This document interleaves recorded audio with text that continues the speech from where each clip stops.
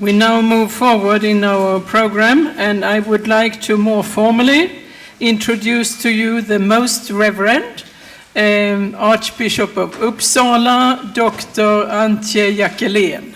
You are very welcome.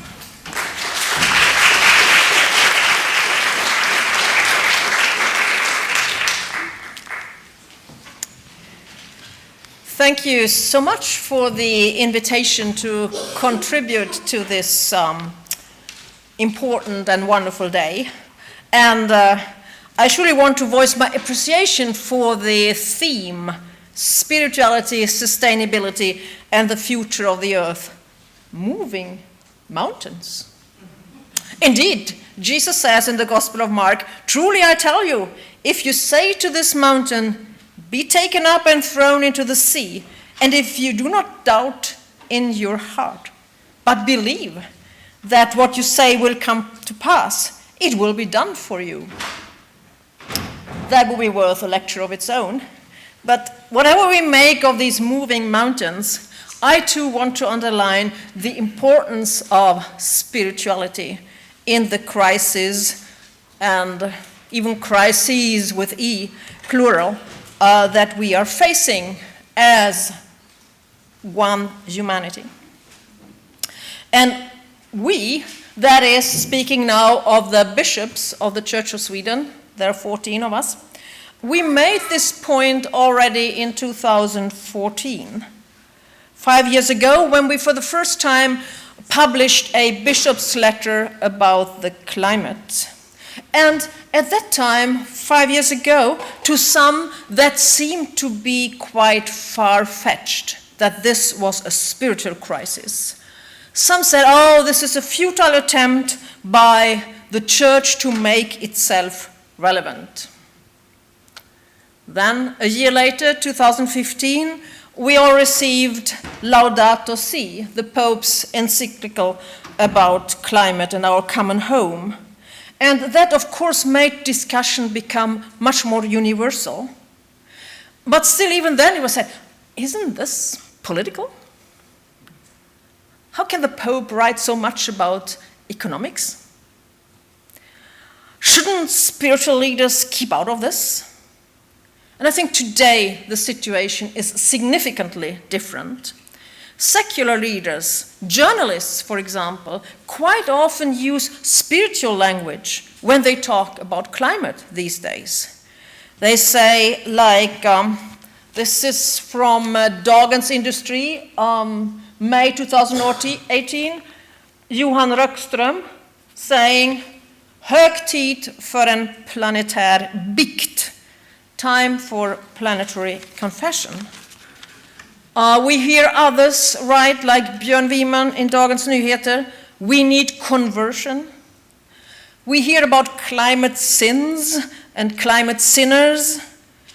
We hear language being used that comes from the theological area of eschatology, which is briefly defined about the ultimate things, both in time and existentially, and apocalypticism.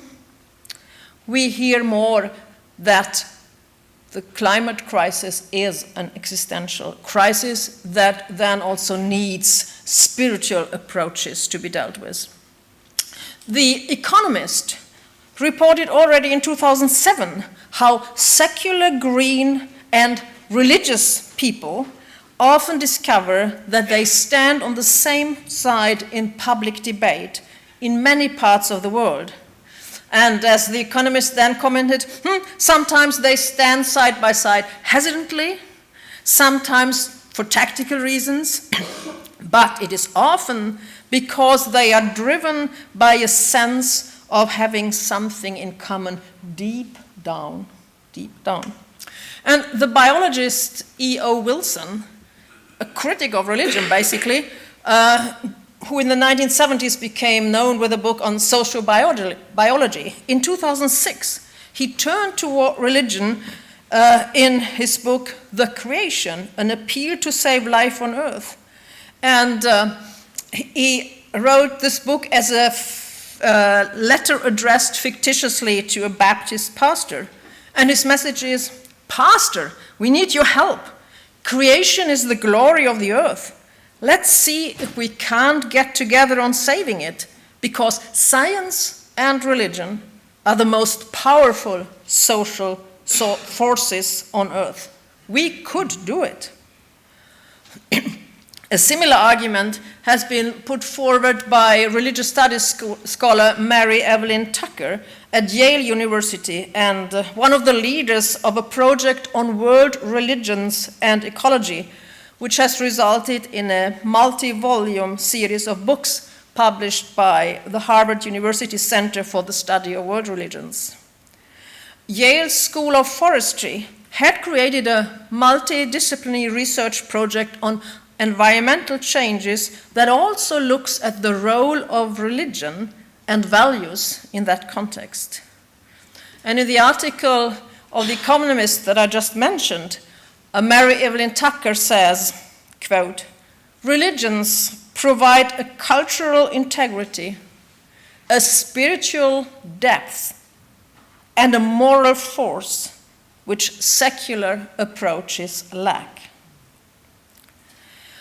So in order for good collaboration and good synergies to come about, it is not only committed faith, but also qualified theological work that is needed.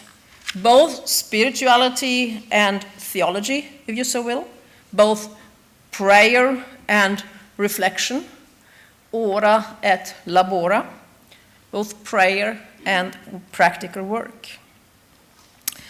So now, 5 years after the first bishop's letter about the climate, we are just about to launch an updated and revised version, a bishop's letter about the climate 2019, and this is just from the printer.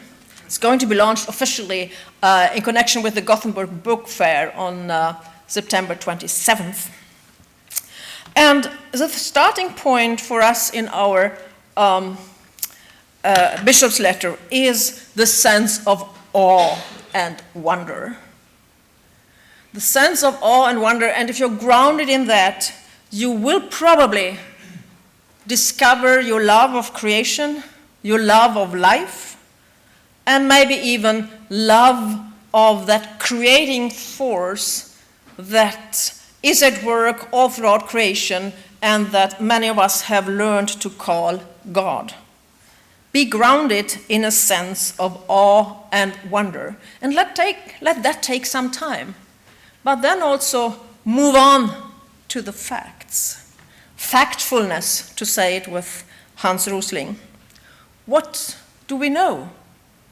And how do we handle the things we don't know for sure? Insecurity, risks, precautionary measures. And also ask a question, how did we get here? And I think the question, how did we get here, will reveal to us that the facts of science often are not as pure as we might think, because they are intermingled and meshed with metaphors, images. And metaphors are not superfluous decoration, nor are they an inferior way of knowing things that is about to be replaced by more unambiguous, non-metaphorical expressions. Rather, they have a positive value of their own, and they continue to have. It's not only the old scientists who had metaphors, it's also today's scientists. In a book that's called Metaphoric Process, The Creation of Scientific and Religious Understanding, a religious studies scholar and a physicist definitely affirm that metaphors are creative and constructive rather than just descriptive. They generate new worlds and new ways of orienting ourselves in those worlds. Now, when it comes to metaphors of nature or creation, those metaphors matter. And what are the metaphors we have been dealing with? Well, we have talked about nature as an organism. We have talked about nature as like a mechanism, a clockwork mechanism. We have also looked at nature as a storehouse of resources that are at our service and disposition. And we have also in our historical baggage sexist images of nature, such as the famous Francis Bacon, founder of the Academy of Science in London, who said, well, nature is a wild woman, has to be tamed and forced into submission. Quote, I am come in very truth, leading to you nature with all her children, to bind her to your service and make her your slave. End quote. And of course, that legitimizes exploitation, no doubt about that. And theology has, we have to admit, had a hard time of finding a balance between like admiring the fine-tuning we see in creation, in nature, and looking at this ditch of exploitation. Either theologians have legitimated exploitation, creation is at our service, humans are meant to have a dominion over nature, or we have said, oh, how wonderful nature is, had a kind of a romanticizing view. And none of this is going to help us at this time. We need to find, like, the middle of the road here. We also know, this is still facts, we also know that a lot about the insufficiency of our conventional economic systems. We know that we need to speak about climate justice, since those who have contributed the least are affected the most and will be suffering the most. We also need to take in as a fact the interconnection between the three big challenges humanity is facing: climate change, migration, and digitalization. All three of them with the power to change our perception of what work is, what integrity is, what relationships mean, and what human dignity is. And all these having the potential of creating quite massive social unrest. So far for the significance of facts. Urgency. No need to explain this to you. I think you know, otherwise you wouldn't be here. But this is also about how we experience and handle time. Not only time running through the hourglass, also in the sense that it tends to be difficult for us to really understand that what we do here and now, or do not do here and now, will have consequences hundreds of years from now and on the other side of the globe.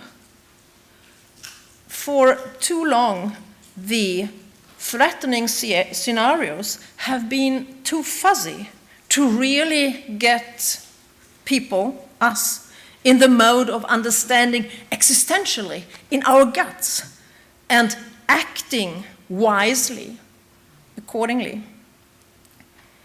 Like, we have been tempted to say, what I do doesn't really matter. Or, no, it can't happen because I don't believe it can happen. We haven't had experience of this. But last summer in Sweden, the drought, the fires in the forests rang the bell in many in this country and led to real experiences of conversion for some. In a spiritual sense, when it comes to time, we speak what in theological language is called sub specie aeternitatis, from the viewpoint of eternity. That is something very different than the rhythm of quarterly reports in the corporate world or election periods in politics. And of course, we all know that creation, that nature's rhythm is not like quarterly reports or election periods. The capacity to acknowledge our smallness and our greatness at the same time. That sounds easy, but obviously it is not so easy existentially for us as human beings to acknowledge our smallness and our greatness at the same time. And what do cathedrals, like Uppsala Cathedral, and nature have in common? And I would say what nature and cathedrals have in common, that they allow us to feel really small, humble, dependent, and do so in a very great way, without losing our dignity. Oops. I need to move on.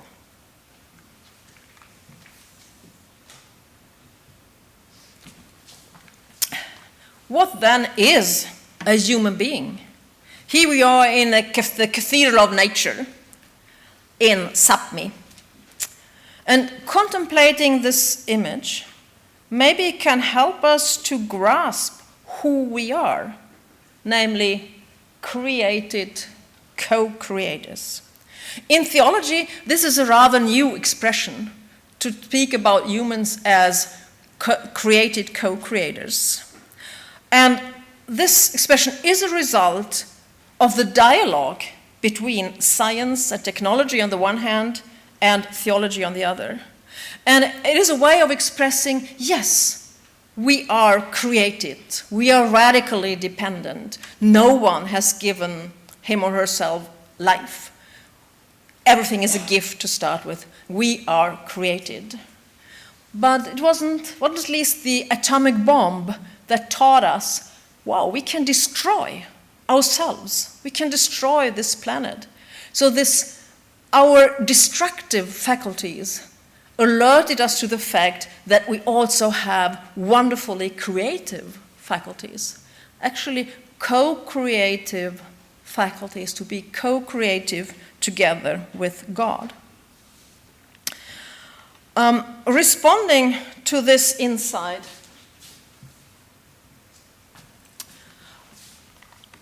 nurtures our sense of responsibility. Responsibility for the world that is the most wholesome, for the smallest ones of this world, the poor, the children, and their grandchildren, and their grandchildren. And there's some ambiguity in this photo. And by the way, all these photos are part of this new bishop's letter about the climate. The adult shows responsibility in lifting up the child, enabling and empowering it to exercise its creativity in a global perspective. Yet, it's still a wall. And what else is he doing for the benefit of the child's generation? There is a window of opportunity, we know, but how do we use it in the best way? And how fast is it shrinking, really? And of course, that brings us to the question of how do we cultivate hope? And this is a photo from a medieval church on the island of Gotland, Öja. And this crucifix is quite famous. It is from the 13th century. And it makes me think like this. Exalted sentiment about the beauty of creation is important, but it makes us never forget that there are aspects of suffering at the heart of creation. You can read the whole story of evolution as a story of suffering. You can read the story of evolution as a passion history, story of suffering. And when we see the history of the universe as a cosmic passion history, something fascinating occurs. The cross, which is, in a sense, the most exclusive symbol of Christianity, simultaneously also gains a radically inclusive significance. It provides an interpretation of our entire existence as we can perceive it with the best knowledge available to us from different areas of knowledge, both science and theology. This thought has been, to me, dearly expressed in a hymn for the period of Lent before Easter by Swedish hymn writer Anders Frostenson, who in 1968 formulated this like this: "You," this means God, "you who in the midst of the universe have placed the cross on which you gave yourself, have given us this time of Lent for healing, light, and life." So the place of the cross in the midst of the universe implies that all work of creation is a gift of self, that being creative means taking a risk, even for the creator with a capital C. And it means that suffering, as well as the victory of life, belongs to the very nature of existence. In that sense, the cross has a universal meaning. And it seems that those medieval artists in the 13th century, they had a sense of that. Or in that sense, I would say the Christian church doesn't even have an exclusive right to the cross. Its embrace is truly wider than that. So the Christian faith is carried along by an unyielding hope, precisely because it trusts that this cosmic passion history is crossed through and illuminated by an even greater and more passionate passion, that is God's love for the world. I think it's not possible to relate to evil, threats, crisis, suffering, sacrifices that may be demanded by the tools of logic only. Logic and passion are not mutually exclusive. Logic and passion need each other. And I think also that is an expression of spirituality.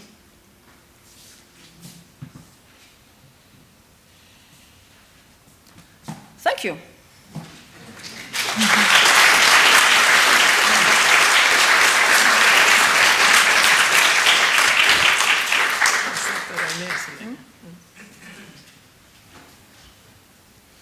No one so far. That means that I will put a question. What about fossil fuels and shares in Church of Sweden? Yeah, that gives me the opportunity to say that this bishop's letter about the climate ends with uppmaningar, with like things people can do. And they are directed towards the parishes and dioceses in the Church of Sweden, to everybody in Sweden, to Swedish politicians and authorities, to the corporate world, to member states in the UN and other international relevant organs, to church leaders around the world. And by that you see that this is like, wow. And if you dare to be like, wow, of course you have to be able to say, no, we are not perfect. We have our own things to do, a lot to do, but we have also a track record of having done some things. And one of the things we have been quite successful in is like looking at our investments. Either to divest, where we thought this is unethical, or to use our investment to actually say, oh, we own these shares, and as an owner, we want you to move in this direction, and if you do it, we will continue to invest. If you don't do it, we will divest.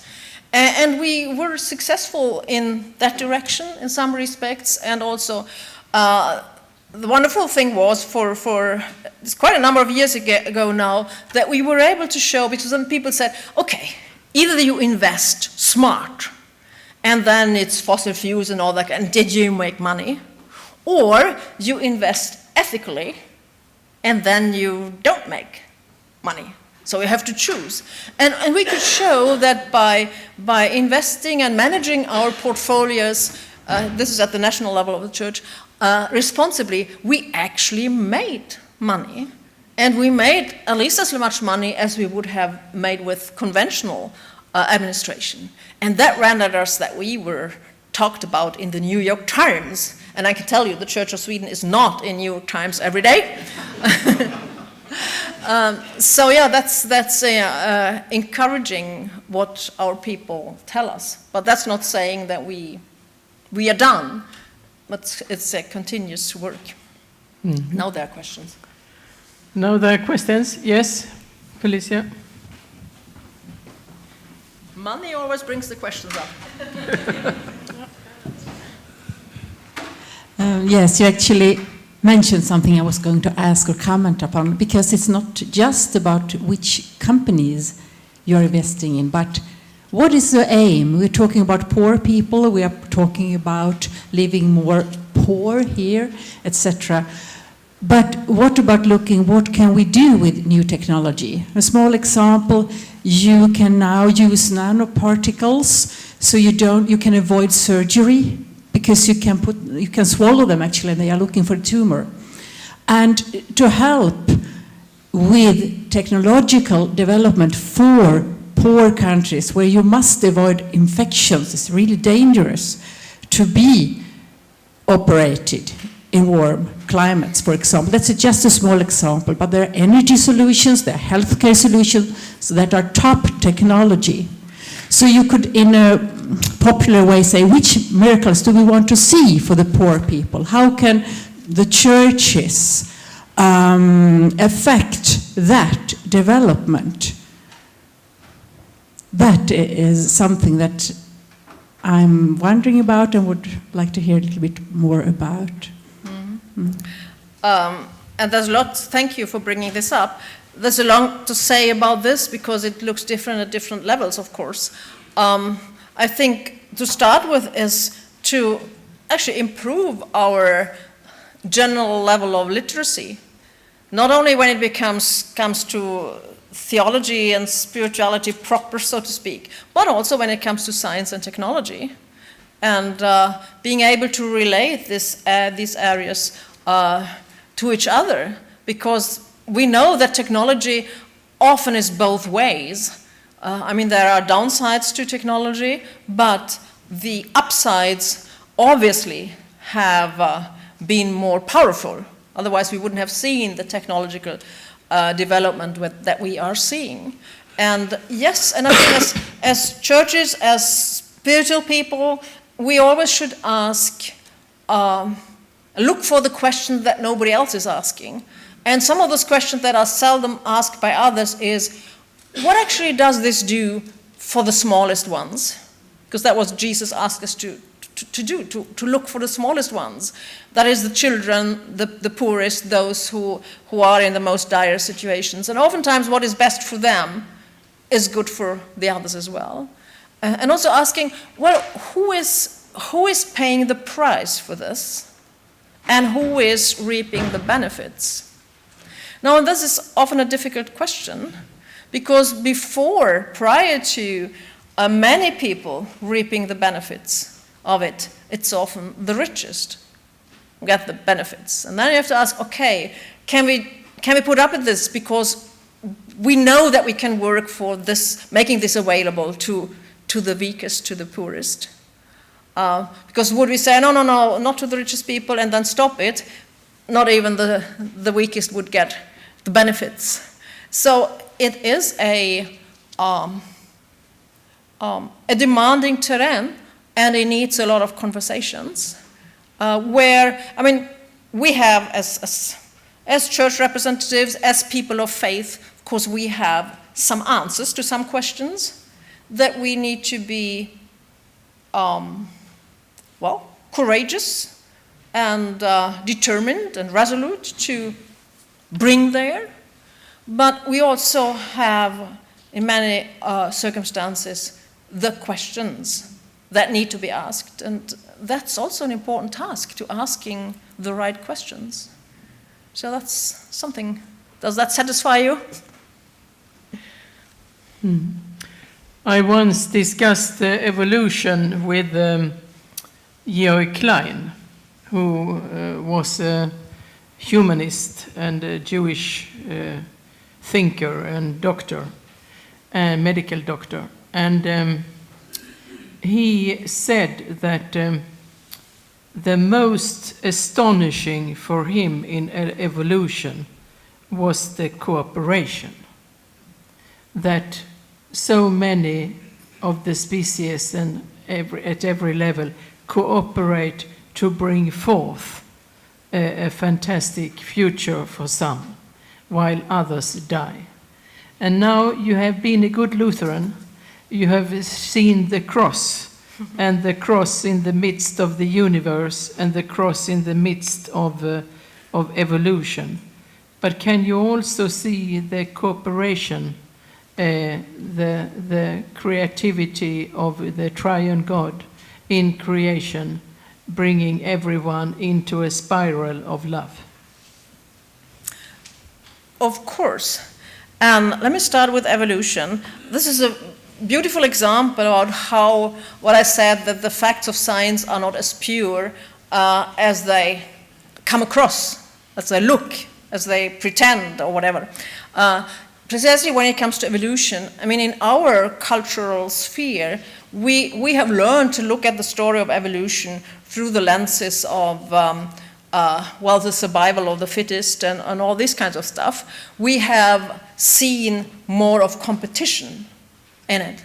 But it was already when the theory of evolution was new that, for instance, in St. Petersburg, where there were researchers who were more used to study life in dire situations like the tundra, so on, and they were very much more aware of this cooperation part of evolution, and they brought it out.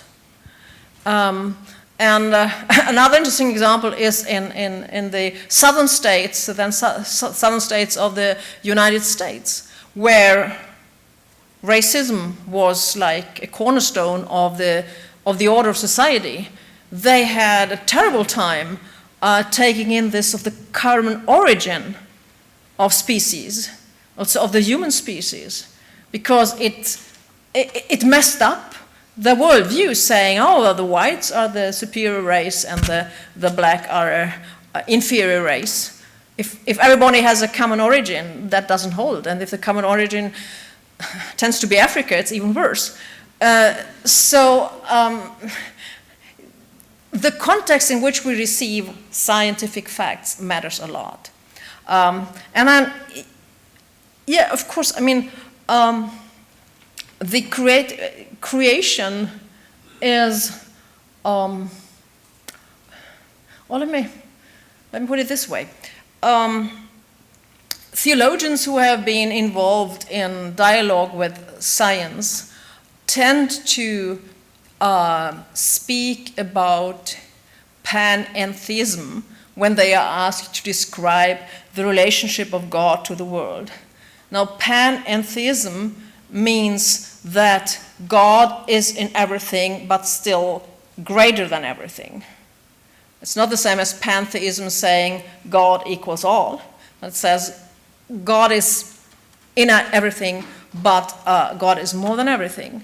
And I think that is a way of saying that you can perceive the creative energy, which is love, in creation. But you also see, of course, the suffering. And I guess we need to say in the end that the price, the cost of love is, of course, also the reality of suffering. It's the two go together. Thank you, Archbishop.